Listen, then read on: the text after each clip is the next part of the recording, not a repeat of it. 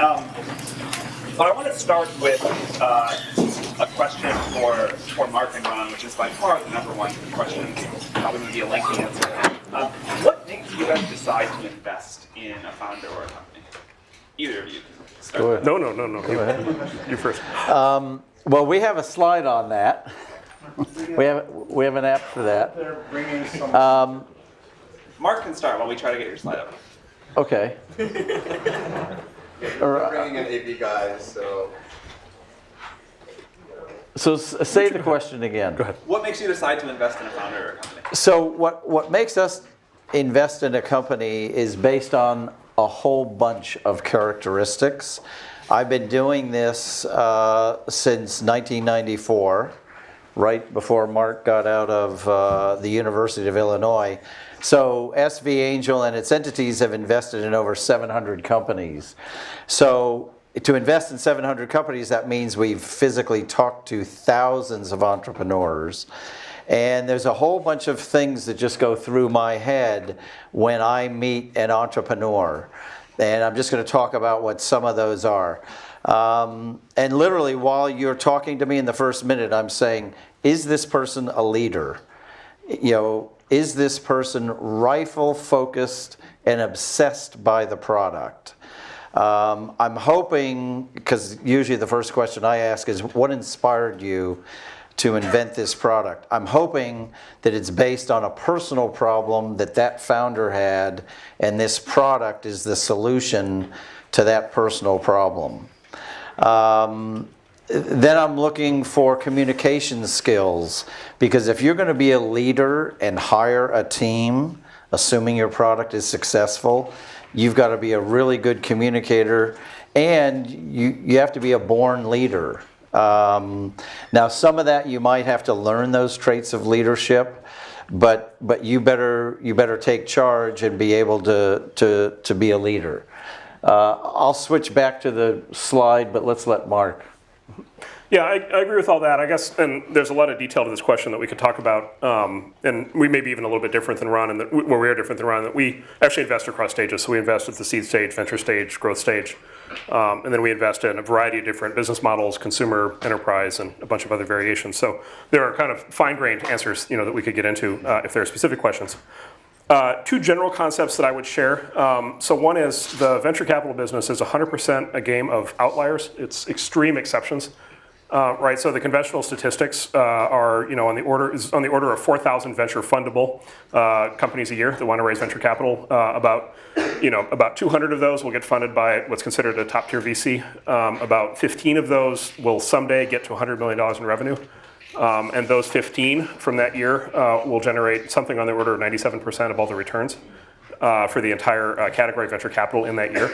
And so venture capital is such an extreme feast or famine business. You're either in one of the 15 or you're not, or you're in one of the 200 or you're not. And so the big thing that you're just looking for, no matter which sort of particular kind of criteria we talk about, they all have the characteristic of you're looking for the extreme outlier. The other thing I'd highlight that we think about a lot internally is we have this concept, invest in strength versus lack of weakness. And at first that sounds obvious, but it's actually fairly subtle, which is sort of the default way to do venture capital is to kind of check boxes, right? So, really good founder, really good idea, really good, products, really good initial customers, check, check, check, check. Okay, this is reasonable, I'll put money in it. But what you find with those sort of checkbox deals, and they get done all the time, but what you find is they often don't have something that really makes them really remarkable and special, right? They don't have an extreme strength that makes them an outlier. On the other side of that, the companies that have the really extreme strengths often have serious flaws. And so one of the cautionary lessons of venture capital is if you don't invest on the basis of serious flaws, you don't invest in most of the big winners. And we could go through example after example after example of that. But that would have ruled out almost all the big winners over time. And so at least what we aspire to do is to invest in the startups that have a really, really extreme strength along an important dimension, and then be willing to tolerate some other set of weaknesses. Ron, we got your slide up. Okay, I don't want to over dwell on the slide, but when you first meet an investor, you've got to be able to say in one compelling sentence that you should practice like crazy what your product does, so that the investor that you're talking to immediately can picture the product in their own mind. Probably 25% of the entrepreneurs I talk to today still, after the first sentence, I don't know what they do. And as I get older and less patient, I say, back up, I don't even know what you do yet. But so try and get that perfect. And then I want to skip to the second column. You have to be decisive. The only way to make progress is make decisions. Procrastination is the devil in startups. So no matter what you do, you got to keep that ship moving. If it's decisions to hire, decisions to fire, you got to make those quickly. All about building a great team. Once you have a great product, then it's all about execution and building a great team.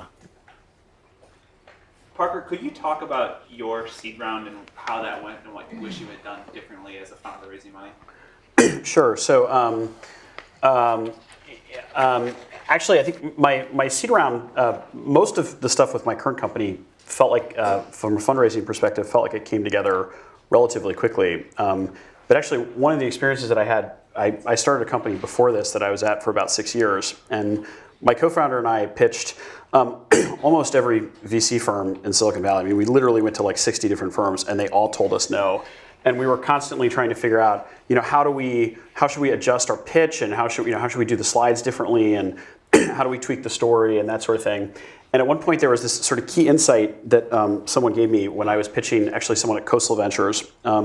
This VC said, guys, he was looking for some very particular kind of analysis that we didn't have on hand. And he was like, guys, you don't get it. He was like, if you guys were the Twitter guys, you guys could come in and you could just be like, blah, blah, blah, blah, and like, put whatever up here, and like we would invest in you, but like you guys aren't the Twitter guys, so you need to make this really easy and have like all this stuff ready for us and all this kind of stuff. And I took like the exactly opposite lesson of what he, I think, wanted me to take away from that with, which was like, geez, like I should really just figure out a way to be the Twitter guys. And like, that's the way to do this. And so actually, like one of the reasons I started my current company, or one of the things I found very attractive about Zenefits, is as I was thinking about it, it seemed like a business. I was so frustrated from this experience of having tried, for like 2 years to raise money from VCs, and it sort of decided, like, to hell with it. You can't count on there being capital available to you. And so the business that I started seemed like one that like actually just maybe I could do it without raising money at all. Like there might be a path to kind of, there was enough cash flow, it seemed compelling enough that I could like do that. And it turns out that those are exactly the kinds of businesses that investors love to invest in. And it made it incredibly easy. So I actually think, Sam was very kind and said I was an expert in fundraising. The reality is I don't actually even think I'm very good at fundraising. It's probably something I'm like less good at than sort of other parts of my job. But I think if you can build a business that's where everything is like moving in the right direction, if you can like be the Twitter guys, like nothing else matters.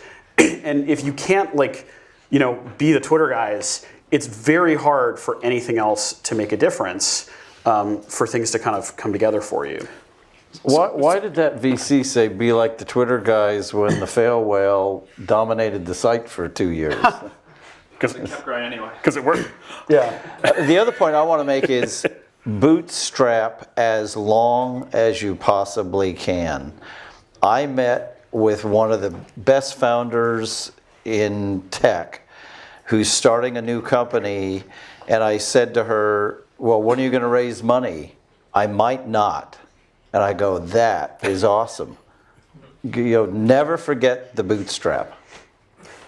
So I was actually going to close on this, but I'm just going to accelerate it because Parker, I think, just gave you the most important thing you'll ever hear, which is what I was also going to say, which is, so the number one piece of advice that I've ever read and that I tell people on these kinds of topics is always, it's from the comedian Steve Martin, who I think is an absolute genius, wrote a great book on his startup career, which obviously was very successful. The book's called Born Standing Up, and it's a short little book, and it describes how he became Steve Martin.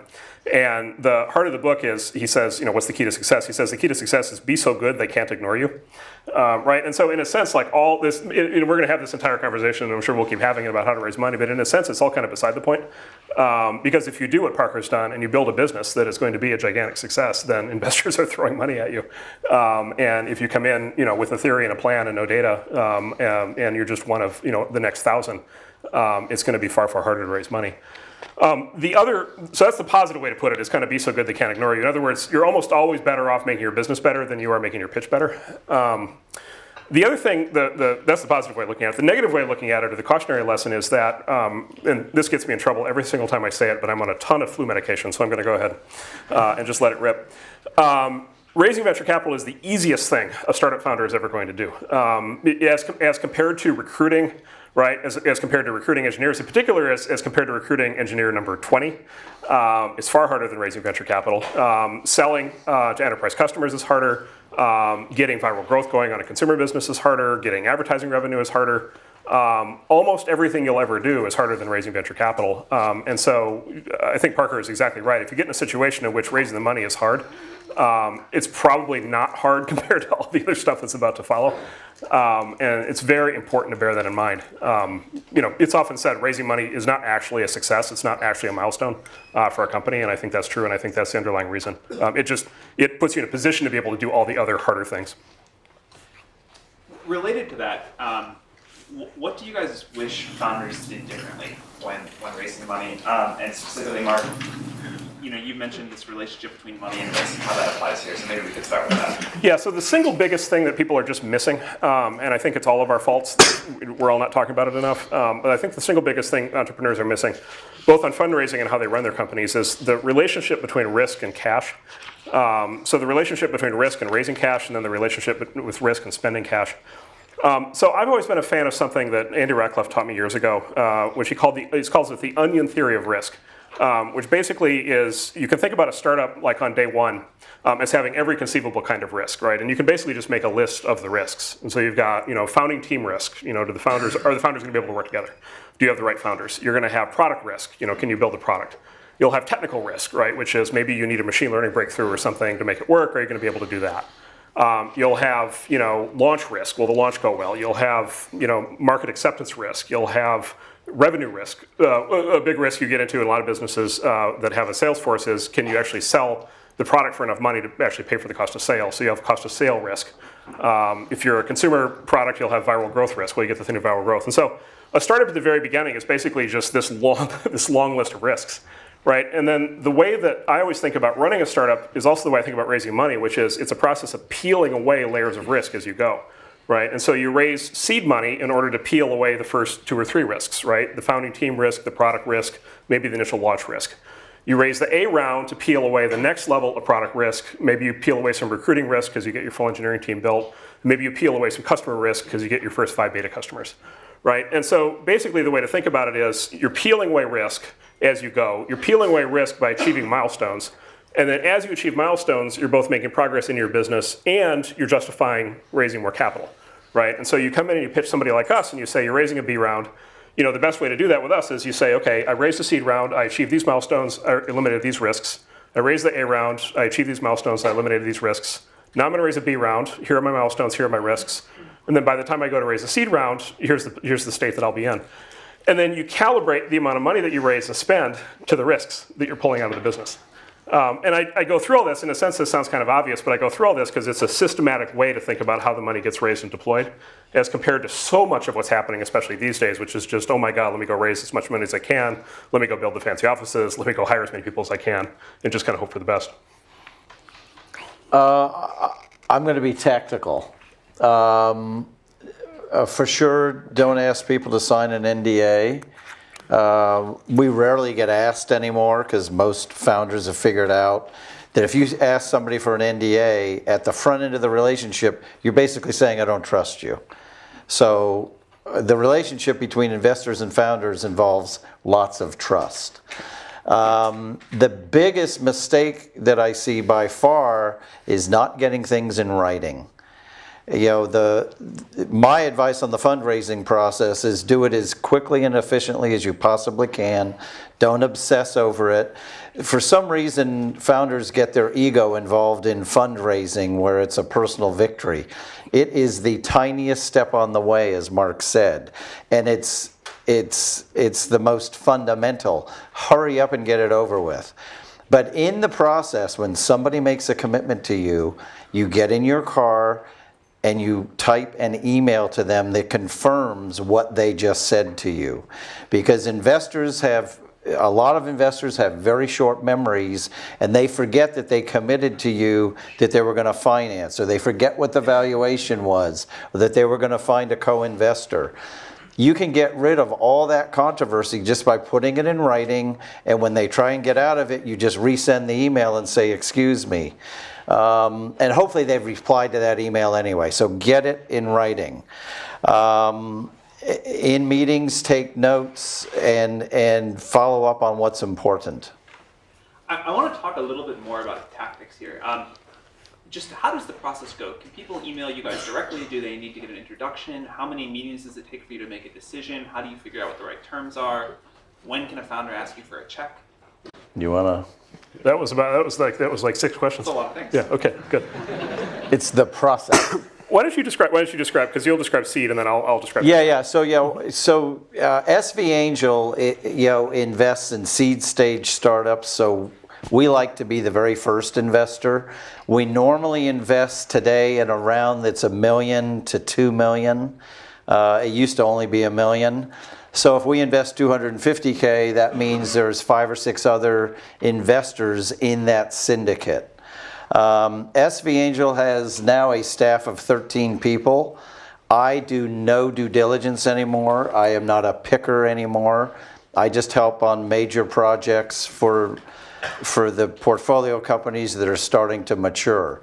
But we have a whole team that processes. We at SV Angel end up investing in one company for every 30 that we look at, and we end up investing in about 1 a week. I think what's interesting is we don't really take anything over the transom. Our network is so huge now that we basically just take leads from our own network. We evaluate the opportunity, which means you have to send in a really great short executive summary. And if we like that, we actually vote, although I'm not in this meeting anymore, but the group actually votes on, do we make a phone call? That's how important time is in this process. And if enough of the team at SV thinks it's interesting, then they appoint a person to make a phone call to that founder, usually somebody on our team who has domain experience. If the phone call goes well, bingo, we want to meet you. If SV Angel asks you for a meeting, we are well on our way to investing. If that meeting goes well, we'll do some background checks, backdoor background checks, get a good feeling about the company, the market that they're going after, and then make the commitment to invest, and then start helping get other value-add investors to be part of the syndicate. Because if we're going to have an equal workload, we want the other investors in this company to be great angel investors as well. So I'll talk a little bit about the venture stage, kind of the Series A stage, that follows. So to start with, I think it's fair to say at this point that the top tier venture capitalists pretty much only invest in 2 kinds of companies at the Series A stage. One is if they have previously raised a seed round. And so it's almost always the case when we're doing a Series A investment that the company has $1 million or $2 million of seed financing, from Ron and folks that he likes to work with. Almost always, by the way, Ron, just to be clear, and folks he likes to work with. So first, either they have a seed round. So if you're going to raise Series A, the first thing to do is raise seed because that's generally the way the progression works at this point. Every once in a while, we'll go straight to A on a company that hasn't raised a seed round. Really, the only times, though, that happens are when it's a founder who has been a successful founder in the past and is almost certainly somebody we've worked with in the past. So we haven't announced, but we just did one of these. We'll announce in a few weeks where it's a founder who I was an angel investor. Actually, I think Ron was also in the team's company in like 2006.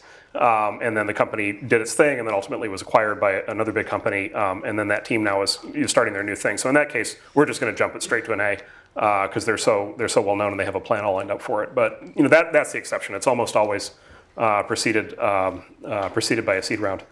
The other thing is, I guess I mentioned this already, but we get, similar to what Ron said, we get 2,000 referrals a year through our referral network. A very large percentage of those are referrals through the seed investors, and so by far the best way to get the best introductions to the A stage venture firms is to work through the seed investors, or to work through something like Y Combinator. Speaking about terms, what terms should founders care most about, and how should founders negotiate? Maybe Parker, we can start with you on this one. Sure. Well, I think probably precisely because of what Mark said, the most important thing at the seed stage is picking the right seed investors, because they're going to sort of lay the foundation for future fundraising events. They're going to make the right introductions. And I think there's an enormous difference in the quality of an introduction. So if you can get a really good introduction from someone who a venture capitalist really trusts and respects, the likelihood that that's going to go well is so much higher than sort of like a much more lukewarm introduction from someone they don't know as well. So at the seed stage, probably the best thing you can do is find the right investors, and then. How does a founder know who the right investors are? Well, I think it's really hard. So one of the best ways, not to give a plug for YC, but YC does a very good job of telling you exactly who they think those people are. And can really direct you towards, and I actually have found it to be like pretty accurate in terms of like who you guys said were going to be the best people. Like they ended up being the most helpful as we were raising subsequent rounds. Sort of really provided the best introductions, and the people who maybe I thought were seemed okay, but were not were not as sort of highly rated by YC. Like that ended up being the case that they were kind of like real duds in the seed round. Someday we're going to publish our list of these people. Oh my God, there are going to be a lot of upset people when we do. So how do you think about negotiation? How do you figure out what the right valuation for a company is? What other terms?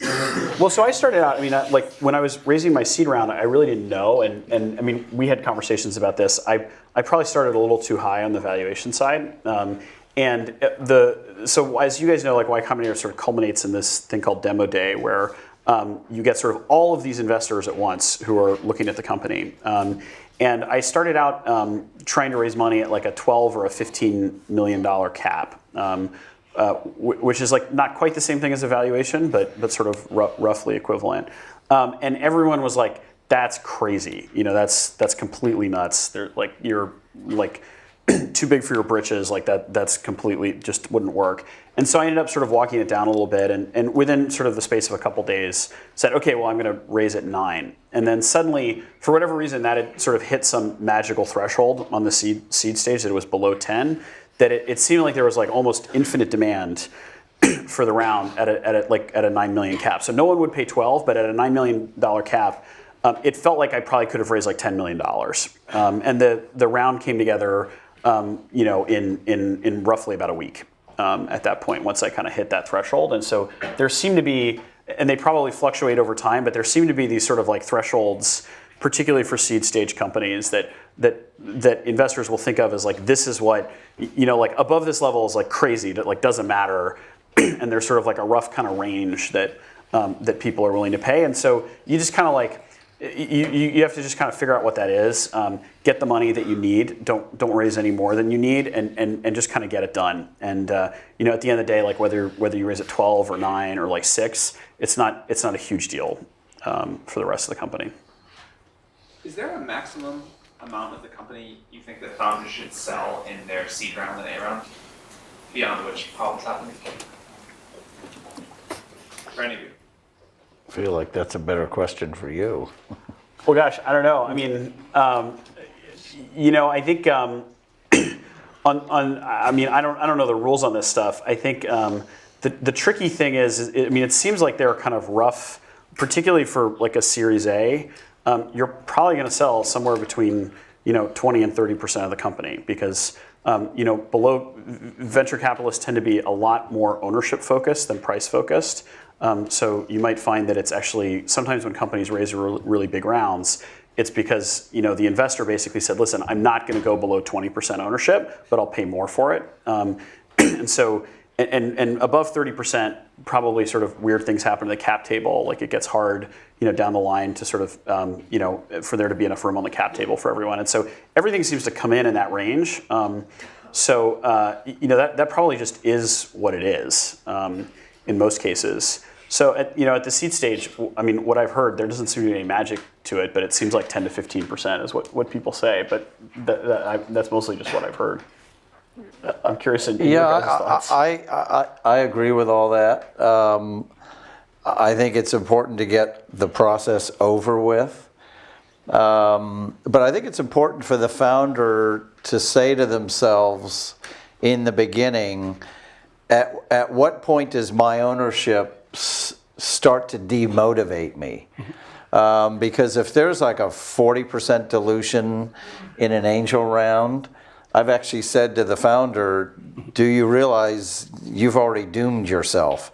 You're going to own less than 5% of this company if you're a normal company.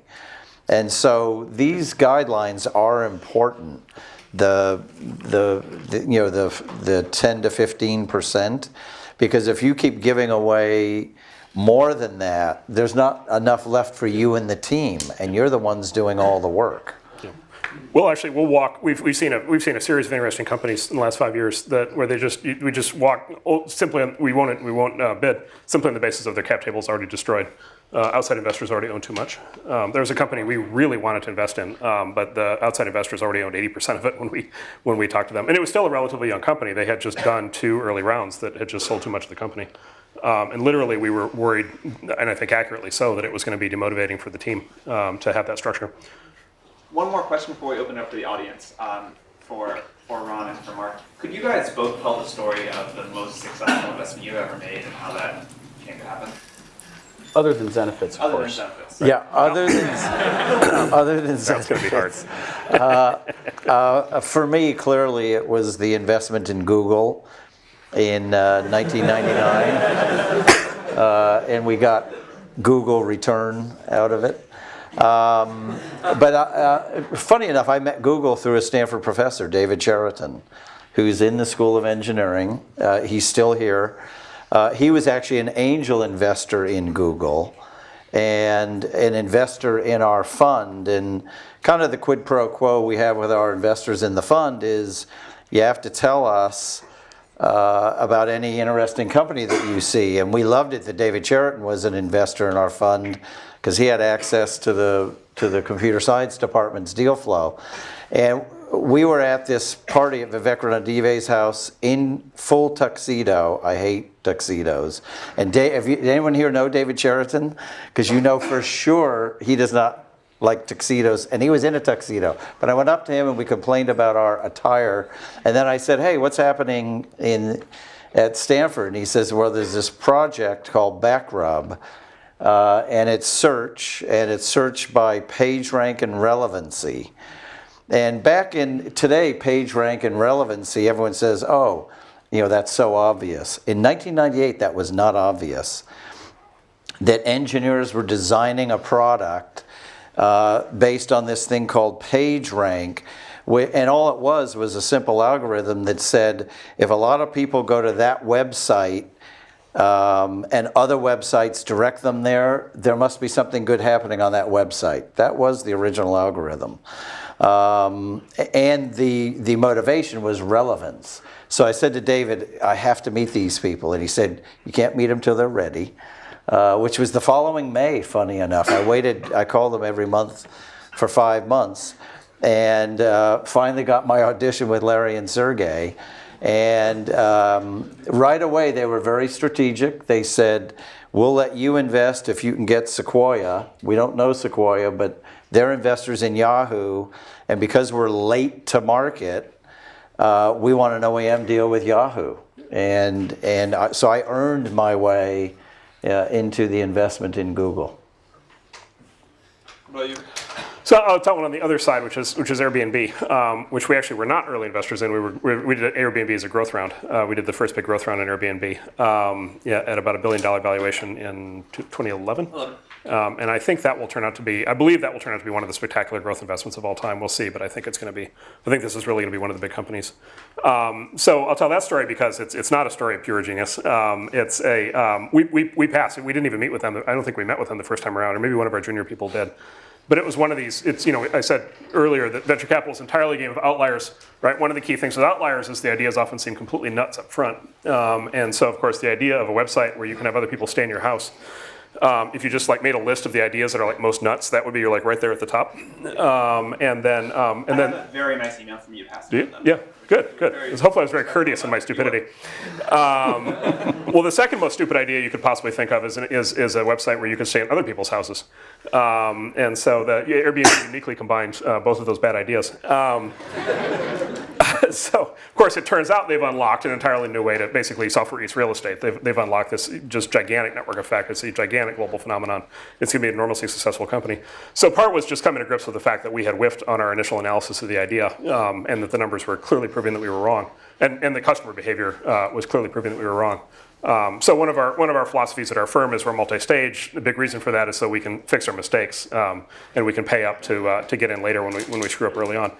The other thing I'll highlight, though, is the other reason why we pulled the trigger at a high valuation when we did was because we had spent time at that point with the founders, with Brian and with Joe and with Nate. And there's a friend of mine in private equity has this great line, Egon Durbin has this great line. He says, as people progress through their careers, they get bigger and bigger jobs. And at some point, they get the really big job. And some people, about half people grow into the big job, and about the other half people swell into it. Right? And you can kind of tell the difference. There's a point when people just lose their minds. And one of the issues with these companies that are sort of super successful hypergrowth companies is, this Airbnb was sort of the classic case of these super young founders who hadn't run anything before. So how are they going to be at running, this sort of giant global operation? And we just were tremendously impressed, and are today, every time we deal with all three of those guys, how mature they are, how much they're progressing. It's like they get more and more mature, they get better and better judgment, and they get more and more humble as they grow. And so that made us feel really good that not just was this business going to grow, but that these were guys who were going to be able to build something and be able to run it in a really good way. People always ask me, why do you think Airbnb is such a great company? It's funny, we're obsessing over Airbnb. But, and I say to people, it's because all three founders are as good as the other founder. That is very rare. In the case of Google, two founders, one of them is a little better than the other one, but hey, he's the CEO. Every company has a CEO. I think we just got the TechCrunch headline. Every company has a CEO. Yeah. Every company has a CEO. Why am I saying this? When you start a company, you have to go find somebody as good or better than you to be the co-founder. If you do that, your chances of success grow astronomically. And that's why Airbnb became so successful so quickly. The anomaly is Mark Zuckerberg at Facebook. Yes, he has an awesome team, but the Mark Zuckerberg phenomenon, where it's mainly one person, that is the outlier. So when you start a company, you have got to find phenomenal co-founders. All right, audience questions. Yes. So obviously the conventional wisdom about why you raise money is because you need it. But the more I get off the conventional wisdom, the more I'm starting to hear another story about why you raise money. And I'm actually hearing founders say it's more to facilitate the big exit, or in the worst case, to facilitate the acqui-hire instead of just fizzling out into nothing. To what extent is that accurate thinking or flawed thinking? Does raising money help you with an exit or an acqui-hire? Well, if you pick good investors who have good Rolodexes and domain expertise in what your company does, they're going to add a lot more value than the money. And those are the types of investors you should be looking for. So the answer to the question is clearly yes, but also in a sense it doesn't matter, because you can't plan these things according to the downside. And so, I mean, that's the scenario you are not, or obviously are not hoping for. And so while the answer is yes, probably that shouldn't enter into the decision-making process too much. It might enter into which investor to raise money from. It probably doesn't enter into the whether to raise money question that much, I don't think. You intend to start a business which is fairly capital intensive. You still want to end up with some equity. Do you guys have any advice about how to deal with that? Because you're talking about demotivation and so on. Not everything is like you start some software, it's viral, or whatever else. What should founders do for capital-intensive companies to still retain ownership? So this is, I would double down on my previous comments on the onion theory of risk and the staging of risk and cash, which is the more capital intensive the business, the more intense and serious you have to be about exactly what's going to be required to make the business work and what the staging of milestones and risks are. Because in that case, you want to line up, you want to be very precise of lining up, because the risk is so high that it all goes sideways, right? So like you want to be very precise what you're going to accomplish with your A round and what's going to be a successful execution of the A round, because if you raise too much money in the A round, that'll seriously screw you up right later on down the road, and because you're going to raise the C, D, E rounds, and then the cumulative dilution will get to be too much. And so you have to be precise on every single round. You have to raise as close to the exact right amount of money as possible, and then you have to be as pure and clean and precise with the investors as you can possibly be about the risks and the milestones. But this, by the way, is a big thing. This is actually, I'm really glad you asked the question. It kind of goes back to what Parker said. Like, look, if you walk into our firm and you've got Twitter or you've got Pinterest or you've got something and it's just viral growth and it's just on fire and it's just going to go, like those are the easy ones. Like it's just like, let's put money in it and let's just feed the beast and off it goes. But if you walk in and you're like, I got this really great idea, but it's going to take $300 million staged out over the next 5 years, probably across 5 rounds, it has a potentially very big outcome. But boy, like this is not Twitter. Like this is going to be serious heavy lifting to be able to get there. We will still do those, but the operational excellence on the part of the team matters a lot more. And one of the ways that you convey the operational excellence is in the quality of the plan. And so back to the Steve Martin thing, be so good they can't ignore you. The plan should be very precise. And there are ways, if you're capital equipment intensive, there are ways of borrowing money in addition to venture capital. Yeah, you can kick in, right? You can kick in a venture debt and then later on lease financing. But again, that underlines the need for operational excellence, because if you're going to raise debt, then you really need to be precise on how you're running the company, because it's very easy to trip the covenants on a loan and it's very easy to lose the company. And so it's a thread the needle process that demands just sort of a more advanced level of management than sort of the next Snapchat. What are some bad signs for investors that you shouldn't work with for your company? Yeah, this is a good question. How do you know what's the sign that you should avoid as a particular investor? Well, it's the inverse of what I said about a good investor. If it's an investor who has no domain expertise in your company, does not have a Rolodex where they can help you with introductions, both for business development and in helping you do the intros for Series A, you should not take that person's money, especially if they're in it just to make money. And you can suss those people out, pretty quickly. Yeah, I'm glad you asked that question. I bring up sort of a broader point, which is if your company is successful, we're talking about it. I think generally, at least the companies we want to invest in are the ones that want to build big, independent franchise companies. So we're talking about a 10 or 15 or 20 year journey. 10, 15, 20 years, you may notice, is longer than the average American marriage. This is significant. The choice of key investors, in particular investors who are going to be on the board for a company, I think is just as important as who you get married to, which is extremely important. These are people you're going to be living with and partnering with and relying on and dealing with in in conditions of great stress and anxiety for a long period of time. And the big argument I always make is, and I make this all the time. Sometimes people believe it, sometimes they don't. Which is like, if everything just goes great, it kind of doesn't matter who your investors are. But almost never does everything just go great, right? Even the big successful companies, even the big, Facebook and all these big companies that are now considered very successful. Along the way, all kinds of shit went. Shit hit the fan over and over and over and over again. And there are any number of stressful board meetings and discussions and late night meetings with the future of the company at stake, where everybody really has to be on the same team and have the same goals and be pulling in the same direction and have a shared understanding and have the right kind of ethics and the right kind of staying power, to be able to actually weather the storms that come up.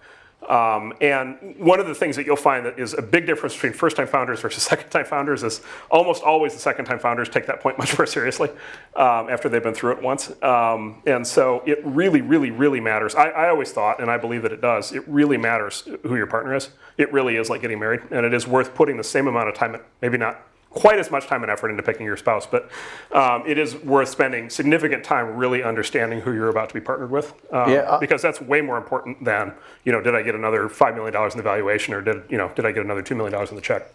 The marriage analogy is great. I know at SV Angel, our attitude is when we invest in an entrepreneur, we are investing for life. Because we want to invest in, if we made the right decision, we're going to invest in every company they start. And once an entrepreneur, always an entrepreneur. So we actually do consider it a marriage. We're investing for life.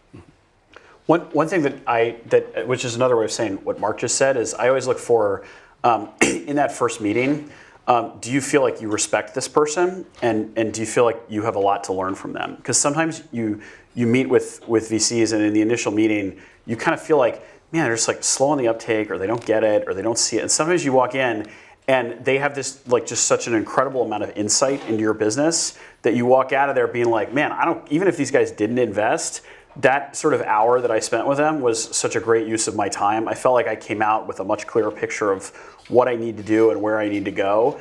And that's such a great microcosm of what the next couple years are going to be like. If you feel like you would want this person to be really involved in the company, even if they didn't have like a checkbook that they brought with them, that's probably a really good sign. And if not, that's probably a really bad sign. What's the constraint on the deal-making activities of angels and VCs? The time, money, or the lack of companies? What's the constraint on how many companies you guys can invest in? SV Angel's kind of gotten comfortable with one a week. You certainly can't do more than that, and that's a staff of 13. So it's really the number of companies. Ron, if you all worked twice the number of hours, would you invest in twice the number of companies? I would advise against that. I would rather just add more value to the existing companies. Maybe you could, I'll take the role of questioner for a second. Maybe you could you talk a little bit about conflict policy? Or not conflict policy? Well, SV Angel actually does have a written conflict policy. But when we end up with a conflict, it's usually because one company has morphed into another space. We don't normally invest in companies that have a direct conflict. If we do, we will disclose it to the other company, to both companies. And keep in mind, at our stage, we don't know the company's product strategy anyway. We probably don't know enough to disclose. But our conflict policy also talks about this really important word, which is trust. In other words, we're off to a bad start if we don't trust each other. And with SV Angel, the relationship between the founder and us is based on trust. And if somebody doesn't trust us, then they shouldn't work with us. Mark, will you invest in competitive companies? Yeah, so this is actually, so let me go back to the original question, then I'll come back to that. So the original question is, this is the thing we talk about most often in our firm. So this is kind of the question that's at the heart of, I think, how all venture capital operates. Which is the question of constraints. So the big constraint on a top tier venture capital firm, the big constraint is the concept of opportunity cost. So it's the concept that basically everything you do means that there are a whole bunch of other things that you can't do. And so it's not so much the cost, and we think about this all the time, it's not so much the cost of we invest $5 million in a company and the company goes wrong and we lose the money. That's not really the loss that we're worried about, because the theory is we'll have the winners that'll make up for that, in theory. The cost that we're worried about is every investment we make has two implications for how we run the firm. Every investment we make, number one, rules out conflicts. And so our policy for sure on venture and growth rounds is that we don't invest in conflicting companies. And so we can only invest in one company in a category. And so if we invest in MySpace and then Facebook comes along a year later, like we're out, we can't do it, right? And so we basically every investment we make locks us out of a category, right? And the nature, that's a very complicated topic when you're discussing these things internally in these firms, because you only know the companies that already exist, right? You don't know the companies that haven't even been founded yet. right? And God help you had you invested in, an early company that was not going to be the winner, and you were locked out by the time, the winner emerged 3 years later, and you just couldn't make the investment.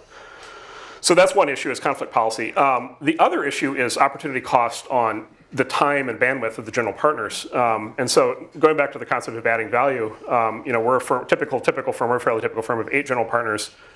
Each general partner can maybe be on 10 to 12 boards in total if they're completely fully loaded. So it's basically, Warren Buffett talks a lot about investing, as you basically want to think of it as a ticket that you have a limited number of holes that you can punch, and every time you make an investment, you punch the hole. And when you're out of holes to punch, like, you're done. You can't make any new investments. And that's very much how venture capital operates. And so the way to think about it is every open board slot that one of our GPs has at any given point in time is an asset of the firm that can be deployed against an opportunity.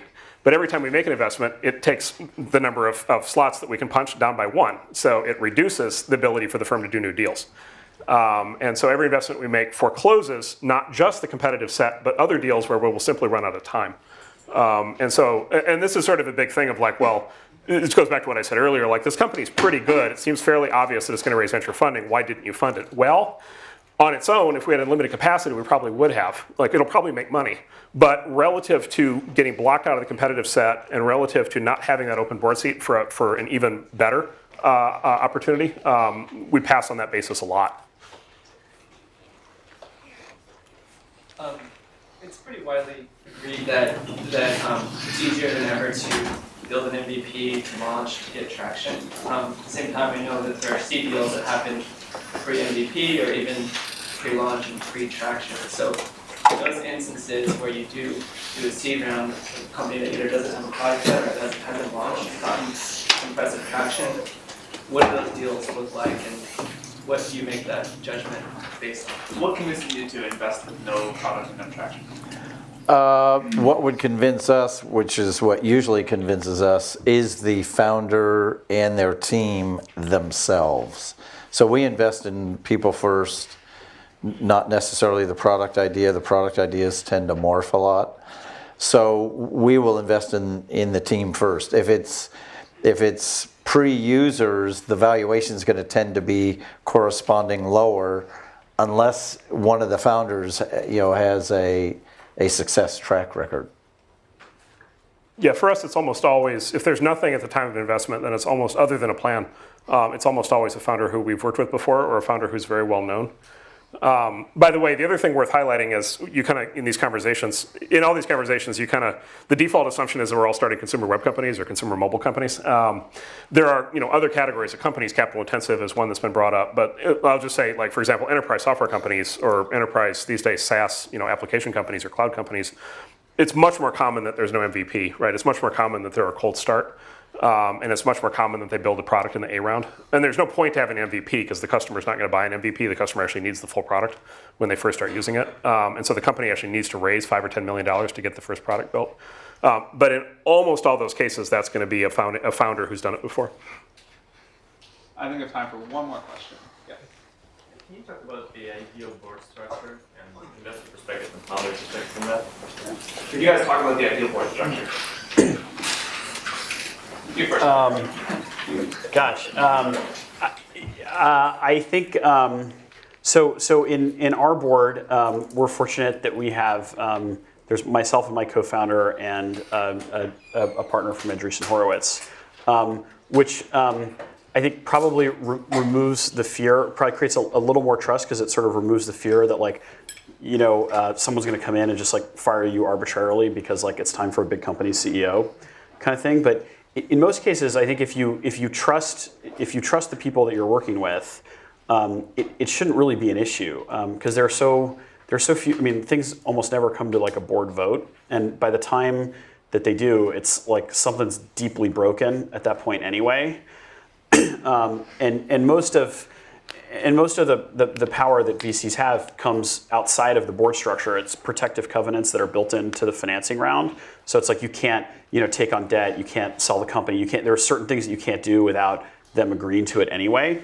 So it's probably, like, less of a big deal than people make it out to be. What I found sort of is that it seems to me that as a founder, if things are going well at the company, you have sort of unlimited power vis-a-vis your investors, like almost unlimited, like no matter what the board structure is and no matter what the covenants are in the round, like if you say, listen, I want to do this and I think this is what we need to do, and even if it's like a good investor or a bad investor, even the bad investors will be like, you know, like let's make it happen, because they want to like ride this rocket ship with you. Yep. And when things are going badly, it does not matter what protections you've built into the system for yourself. Like, you know, at the end of the day, like you need to go back to the trough to get more money. And you know, if like things aren't going well, like they're gonna have all of the cards in their hand. And they're gonna get to renegotiate all the terms.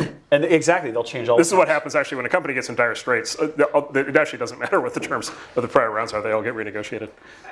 This is, I think, the fundamental rule of raising money, other than never having a down round, is that if things are going well, the founder is in control, and his company needs more money, and things are going badly, the investors are in control. I've been on boards for 20 years, public and private. I have never been in a board vote that mattered. It's always been never a vote. Many discussions, many controversies, many issues, never a vote. The decision has always been clear by the end, and it's either been unanimous or very close to unanimous. And so I think it is almost all around the intangibles and almost not at all around the details. Okay, thank you guys very much for coming today. Pleasure.